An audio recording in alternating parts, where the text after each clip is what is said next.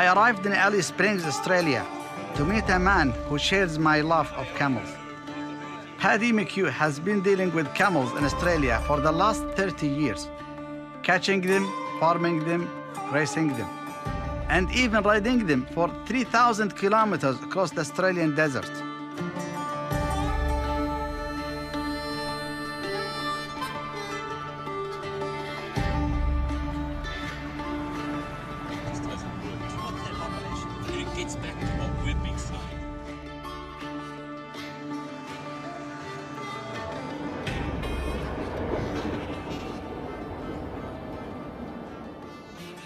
Alice Springs, this is the centre of Australia here.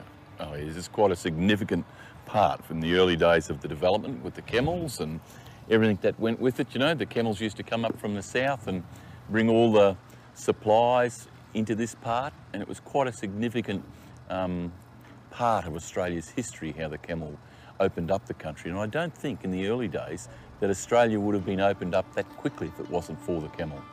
Camels were brought to Australia in the 1850s, mainly from India and what is now Pakistan. Hundreds came by ships along with their camel drivers.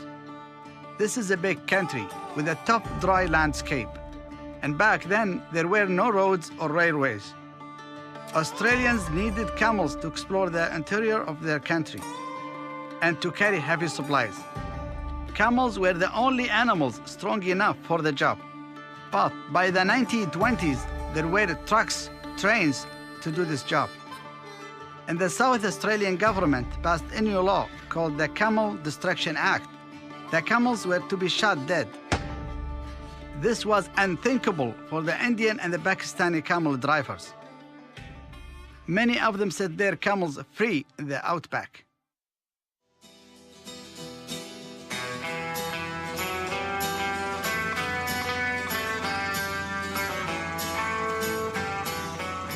The wild camels of Australia today are the great-great-grandchildren of those animals that helped establish Australia. And like their forefathers, they are in danger again. In Australia, the estimates are at the moment there's at least 1 million camels, possibly up to 2 million camels, but it just depends on how you believe and what you believe there. But most of them are from Alice Springs up to the west in the big deserts, from where the Northern Territory, South Australia and Western Australia meet. If you drew a circle of 1,000 kilometres around that, there may well be 500,000 to 1 million camels just in that one area. I wouldn't say it's a problem, but the numbers are growing quite dramatically. Big numbers for a country like Australia, yes. Mind you, when saying that, they're spread out over a vast area, and if you put things into proportion, there's 40 million cattle, there's 100 million sheep, there's goodness knows how many millions of donkeys and other feral animals, and 1 million camels. It's not a great deal.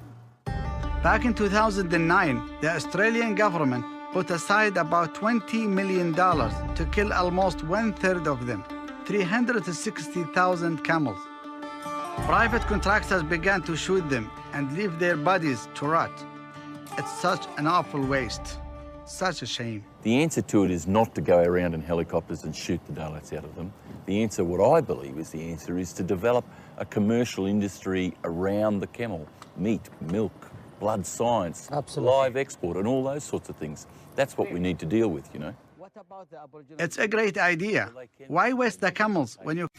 La gamme de produits Camélian par Camelidé disponible sur le site internet www.camelidé.com. Vous pouvez retrouver du lait de chamel ainsi que du savon au lait de chamel.